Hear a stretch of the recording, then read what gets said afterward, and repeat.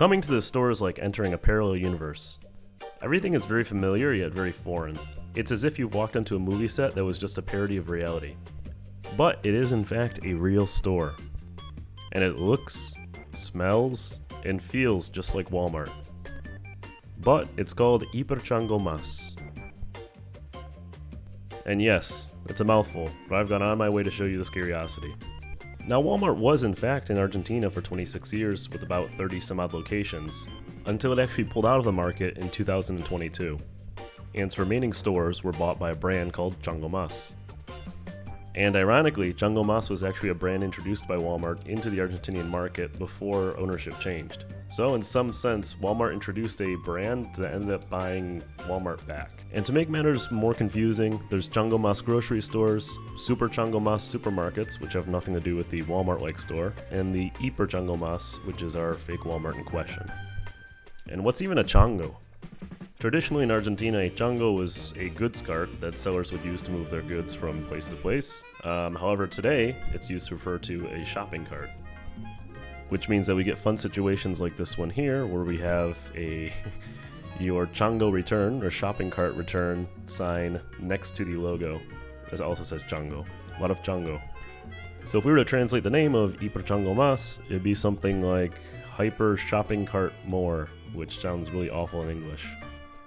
And so to find one of the 30 extant examples there are in the country, I've dragged you all the way here with me to the edge of Buenos Aires, which is the only place in the city where there's enough space for a Walmart. So let's walk through the doors and begin our tour. On our tour today, we'll be looking at some of the things that are similar to Walmart, some of the things that are different, the prices of goods, and a lot of the unique items that you'll find just in Argentina. And actually, before we jump in, we need to discuss how to interpret prices, and this is going to be a lot. And that's because understanding prices in Argentina is a complex web that's even tricky for locals. Number one is exchange rate, and this is also very complicated. So if we go to La Nación, which has a list of current exchange rates, you'll see there's actually 8 types of exchange rates listed. And in total, I believe there's about 15. And the question is, why are there so many? To answer that question, we need to look at the economy of Argentina. A famous economist once said there's 4 types of economies in the world: advanced, developing, Japan, and Argentina. So Argentina has been in a state of constant economic crisis for more than 2 decades, and the situation has only been worsening in recent years. Now I believe it is the country with the highest rate of inflation in the world. And in kind of a weird move, the previous presidential administration, in conjunction with Russia declaring war on Ukraine, the government of Argentina decided to declare war on inflation. A partir de la invasión de Rusia sobre Ucrania, esa guerra tiene repercusiones en todo el mundo y también esas repercusiones llegan a la Argentina. No llegan en forma de balas, llegan en forma de complicaciones económicas.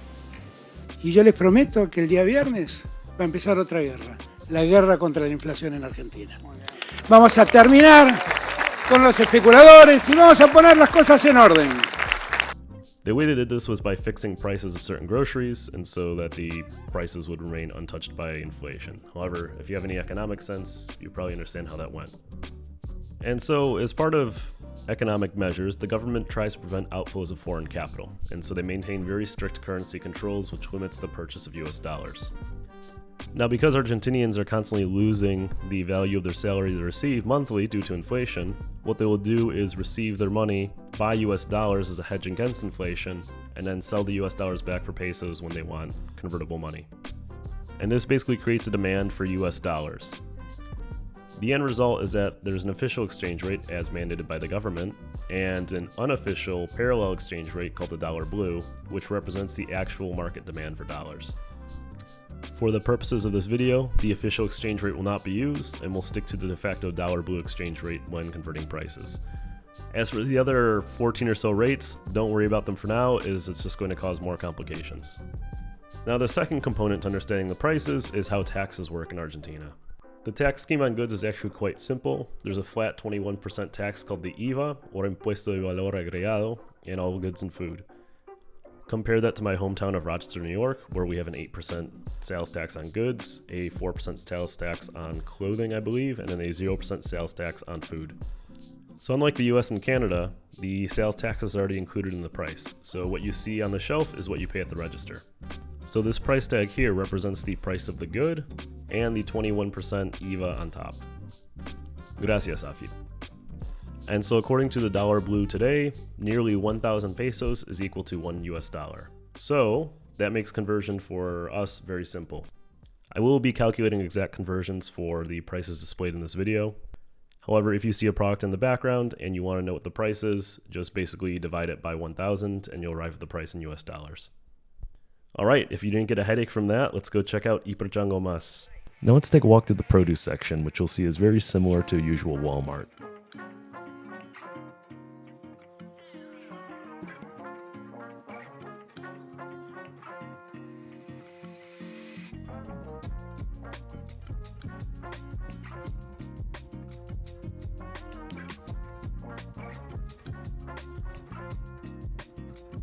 And much like a Walmart in North America, you'll see that there's a familiar amount of disorder.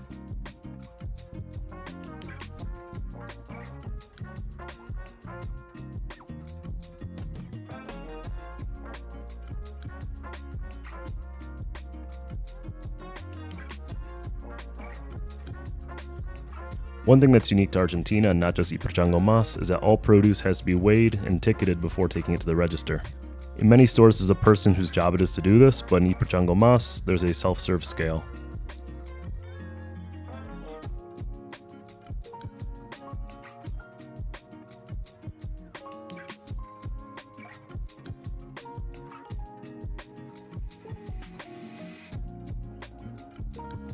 Now heading over to the bakery, you'll see some Argentinian specialties. Here we have a pasta frola, soy de team batata.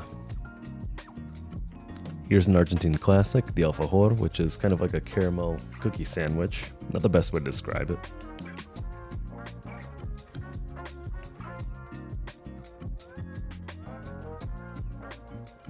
And you'll see a wide variety of different types of fresh baked breads. Here we have a cheese bread snack called a chipa.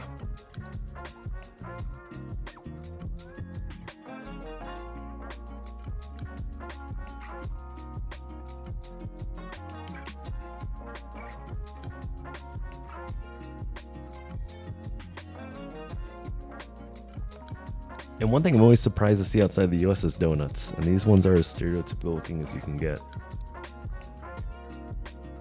Here's some eggs.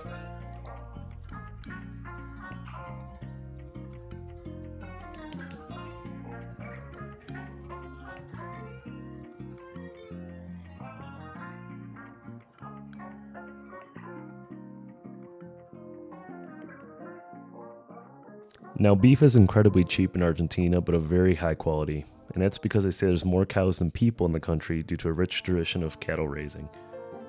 It's also the 5th largest exporter of beef globally.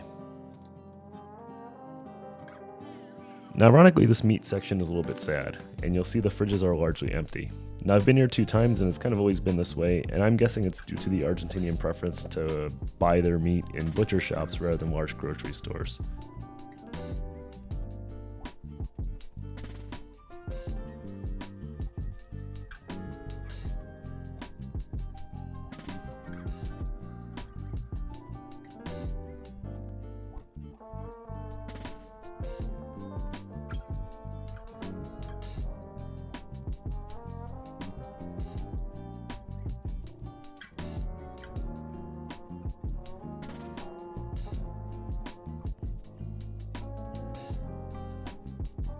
One of my favorite things that's a bit different is that you can get these huge chunks of meat here for asados or cookouts, and these big packages of chorizo.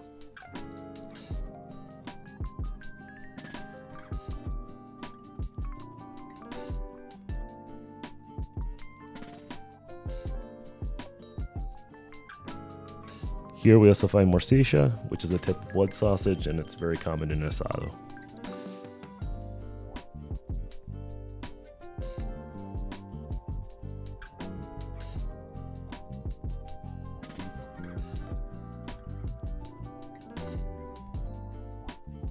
And then, like anywhere else, there's a variety of bread, meats, fish, and shrimp.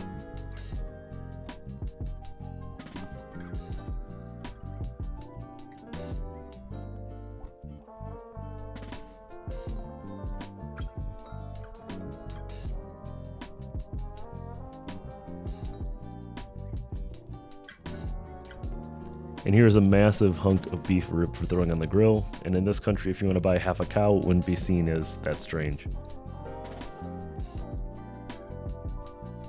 Now if there's any indication as to the cultural importance of the asado, there's an entire section here of the store dedicated to it. So we've got beer, chorizos, charcoal, wood, tools, lighter fluid, and most importantly, Fernet and Coke, a cocktail which is a staple in Argentina. And here's one of my favorite parts. Given the heavy Italian immigrant influence here, you'll find a lot of fresh pastas in Argentinian grocery stores. And these are just as big as the dry pasta section you'd find in an American Walmart.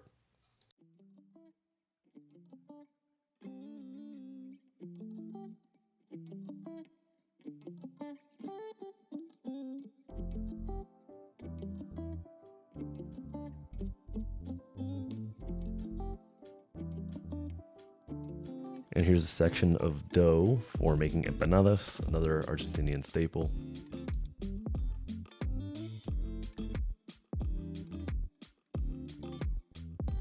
And then tucked in the back of the store was this little fresh fruit area selling mostly fried things and a lot of really unappetizing looking salads.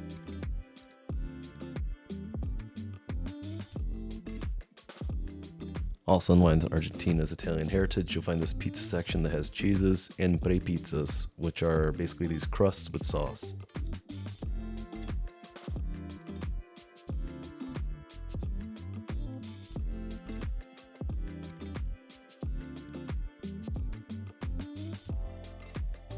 Now one thing you'll notice as we go around the store is just a shocking lack of variety. For me, this store looks almost fake, like a movie set, given that you just keep seeing the same few products repeated across the entire aisle.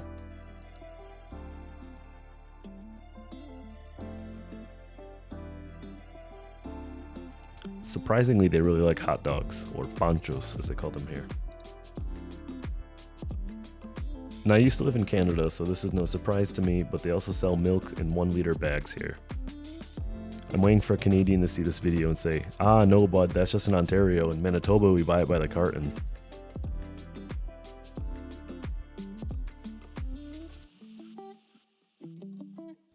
Now let's take a look at the ice cream, something Argentinians take very seriously. However, they usually prefer to buy it by the kilo at local artisanal ice cream shops. Here, when you buy ice cream in an ice cream shop, it's usually not in a cup or cone, but a large foam bucket that you take home. Now we'll jump to hamburgers because that's just a logical transition from ice cream.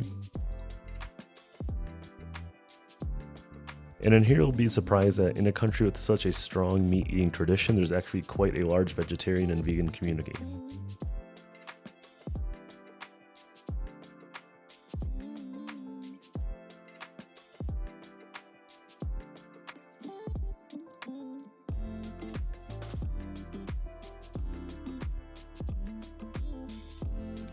Here you'll see empanadas everywhere in fresh and frozen form.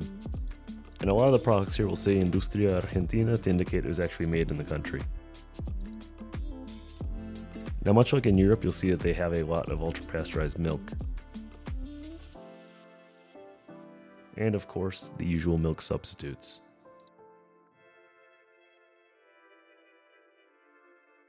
Here's the breakfast cereal aisle, which mostly has just cornflakes with a few familiar brands.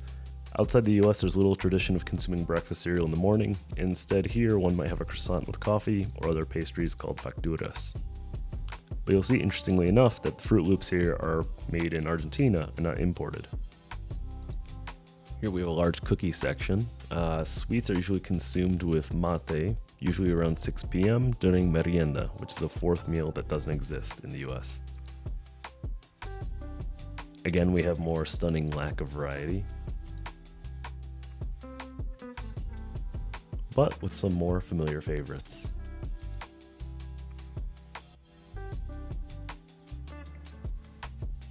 And of course, the cookie section is not complete without alfajores.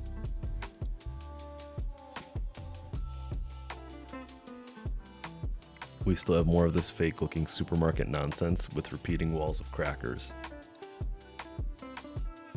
Now we'll take a look at something very specific to Argentina, the yerba aisle. And yerba mate is a tea that's consumed in Argentina that's drunk from a very specific vessel with a filter straw. It has a lot of caffeine and tastes probably most similar to green tea.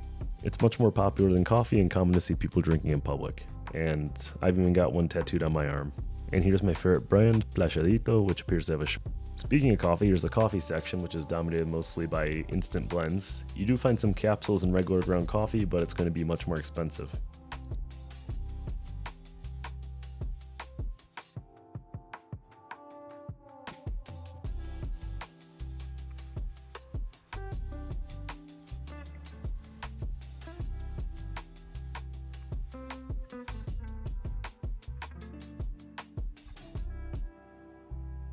Now, just like American Walmart, we have a very huge baking section.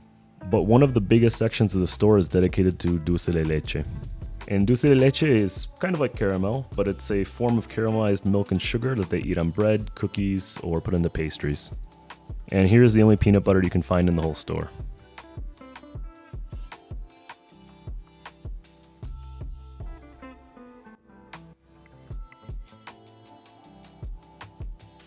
Now into the condiments, and you'll see that nearly all the liquids come in these big packets, which are cheaper to produce and transport than plastic bottles.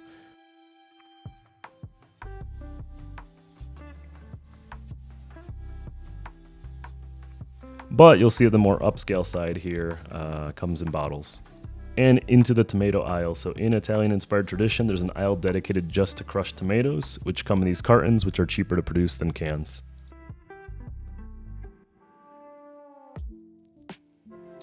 And there's also pasta sauce sold in these bags as well, which tastes really awful. And now we're on to the pastas. So there's the same variety of dried pasta that you'd find back home, with both better and lower quality options.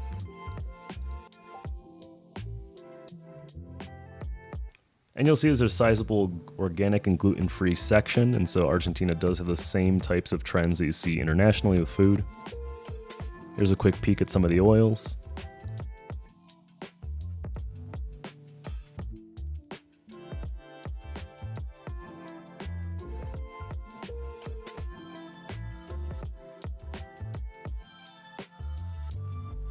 And now I want to take a moment to discuss balsamic vinegar. So Argentina is one of the only countries I've seen outside of Italy with a domestic balsamic vinegar production. That's because balsamic vinegar can only be called so if it's from the Modena or Reggio Emilia regions of Italy, and it's protected by the EU's DOP and IGP geographical designation. And so technically what's being sold here is a balsamic vinegar-like product. And the quality is not as good as imported balsamic vinegar from Modena, but it does cost a lot less. Now let's move on to some drinks. This one's my favorite. It looks like pee in a bottle, but it tastes good.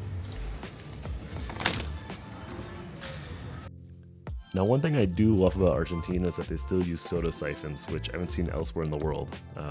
This is something that probably went out of fashion a long time ago, but here it's still a thing. If you don't know what it is, here is an example.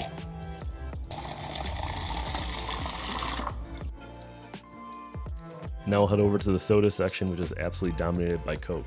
And as I mentioned before, the dominant cocktail here is Fernet and Coke, hence the focus. The Coke section is pretty much the same, just with different sized bottles.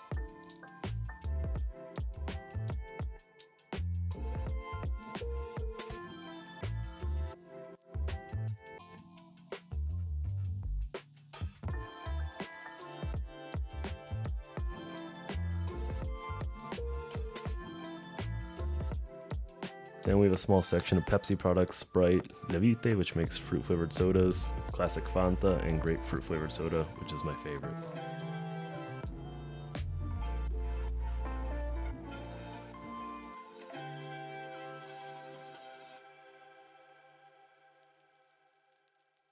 And now we'll go over to the alcohol section, which is largely dominated by domestic wines. Argentina has a very, very strong domestic wine industry.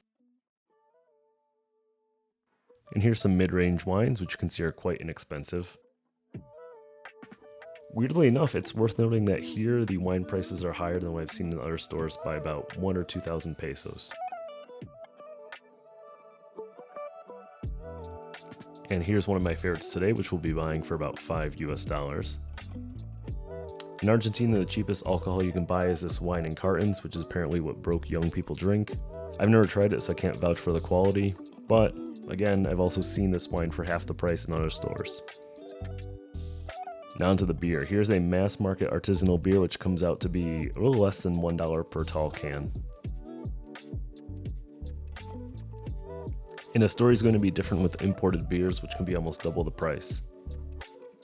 Here's an example 1 liter bottle of Miller Lite, which is inexpensive, but if we turn the bottle around, you'll actually see it's made in Argentina.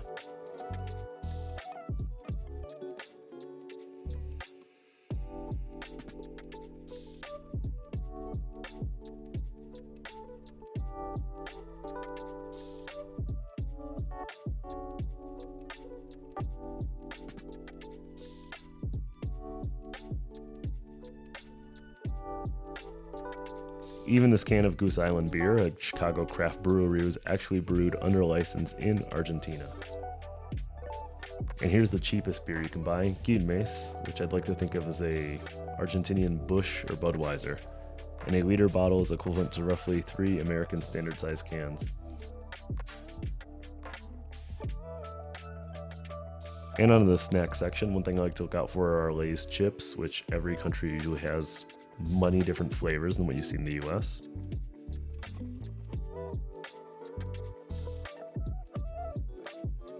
You'll see the snack section is not super huge. Argentina, in my opinion, doesn't really have a massive junk food culture, and usually if people are eating chips, it's probably something right before a meal or with friends as an appetizer. You'll see the Argentinians have a bit of a sweet tooth, with a lot of floor space here dedicated to sweets.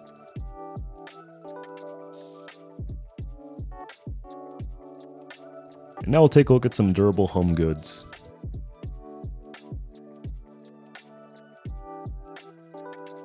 Now, if the goods are not made in Argentina and imported from another country like China, you can see the prices may seem absurdly high.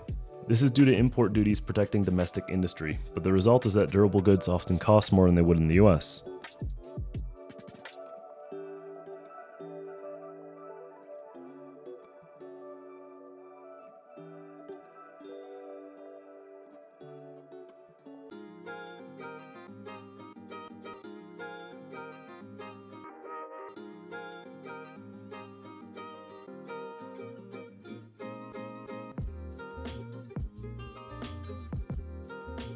I mentioned Yerba Mate earlier, and so here's the vessels actually used to consume it, also called mates.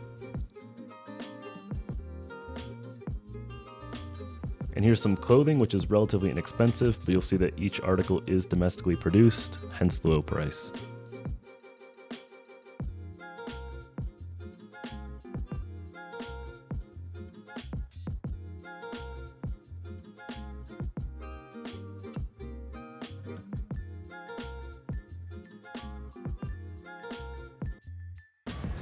Marco, if you're watching this is for you. Now we'll do a quick drive-by of the pet food, which runs about $20 to $30 per large bag. I don't have pets, so I don't know exactly how that fares.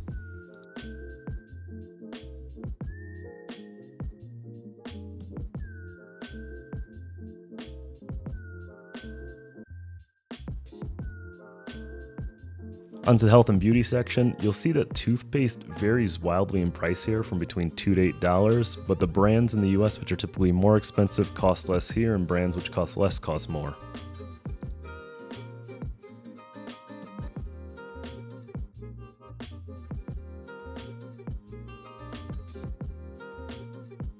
Many of these products are fabricated in Brazil, but still maintain a relatively low price due to the Mercosur trade bloc between Argentina, Brazil, Uruguay, Paraguay, and Bolivia, which encourage trade and reduce tariffs.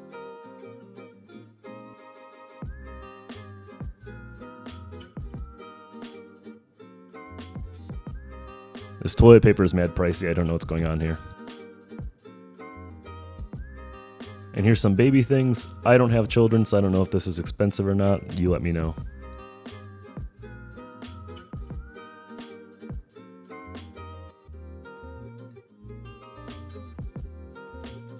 And onto the laundry detergent. There is a concentrated solution that I like here. It's basically super concentrated laundry detergent that comes in a small bottle. You mix it with a larger amount of water and you have a full set of laundry detergent.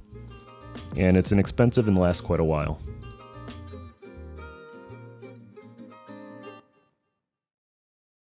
Here's an automotive section, just like the US.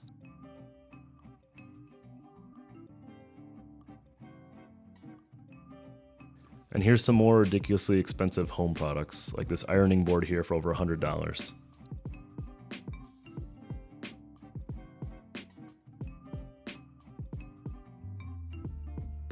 And here's a very poorly made home gym set. I'm not trying to rag on Argentinian products, but this one is pretty low quality.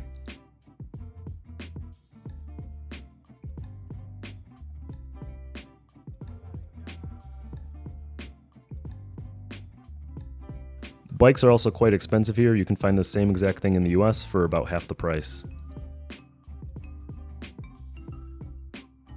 And here's a look at some children's toys.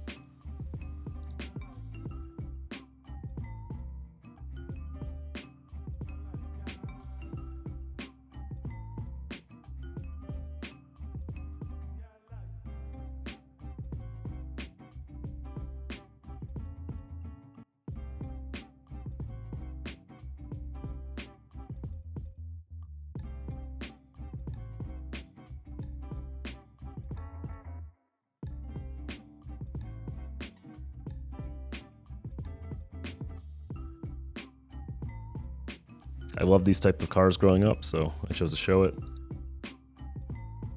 And now moving forward to appliances and electronics, there's something I want to draw your attention to here. And that's this sticker which says Fabricado en área aduanera especial Tierra del Fuego. You'll see the sticker on everything, and it means that the product was produced in a special economic zone created in Argentina's southernmost province, Tierra del Fuego. And what it is basically the government created a high-tech manufacturing center that makes appliances and electronics from imported and domestic parts directly in Argentina for domestic consumption. So you can see here, for example, even these Samsung phones were made in Argentina, and this is basically a way to encourage domestic industry, but at the same time keep consumer prices low because there's very high import tariffs. So it's kind of a government solution to a government-created problem, if you will. But even products like this computer monitor here are made in that special economic zone, and in fact it's very hard to find something that is not made there.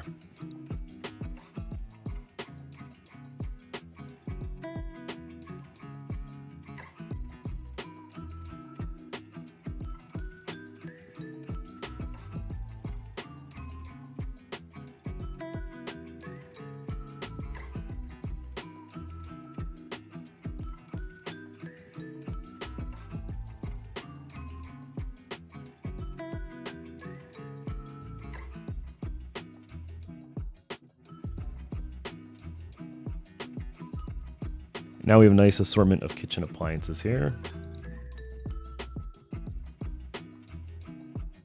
And during the time when I filmed, it was actually back to school season, so you can get a little inside look at what Argentinian school supplies are like. You will see that they are quite pricey.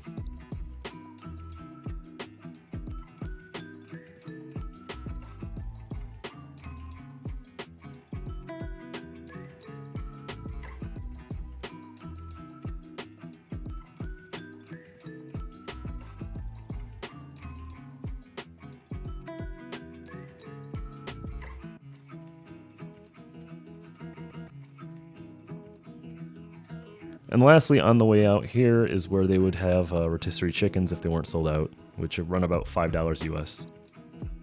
And just like any Walmart, the line here is absolutely massive.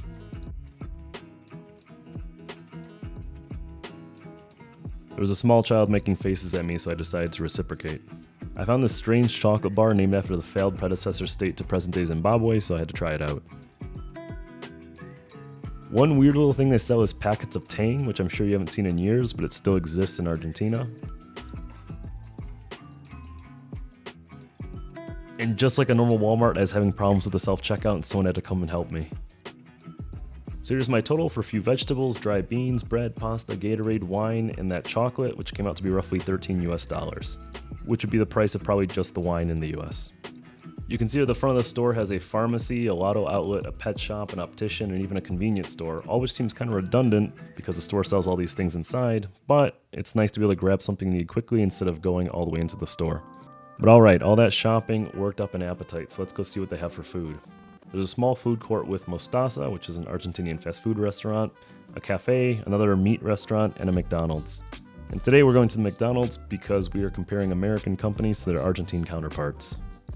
Here you can see the menu. The main difference between McDonald's in Argentina and US is the existence of the Big Tasty, which was released in the US to compete with Burger King's Whopper, but was pulled in the American market, but still exists in Latin America. I was getting a lot of ads for the new spicy Gran Tasty, so I figured I'd give it a try. It says se pico, which means it bit, and so I figured I'd probably like that. And here we can peep some of the prices. You'll see a sundae runs about $2 and a medium combo about $7 to $9.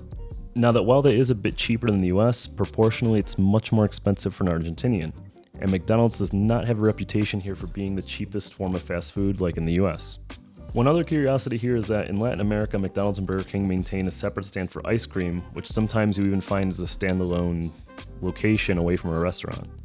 And so the big draw with the Big Tasty is that the burger is much more substantial, unlike the thinner pattied Big Mac or even smaller hamburgers from McDonald's. And now we'll do the taste test where you can watch me just absolutely demolish this very messy but very saucy creation. It was very good, but they gave me no napkins, and so I was stuck using my hands. And here's looking the inside. Again, a very nice, substantial, full burger. It didn't leave me hungry. And despite promising to be very spicy, it was not. This is a country where the average person thinks that black pepper is spicy, so it did leave me wanting.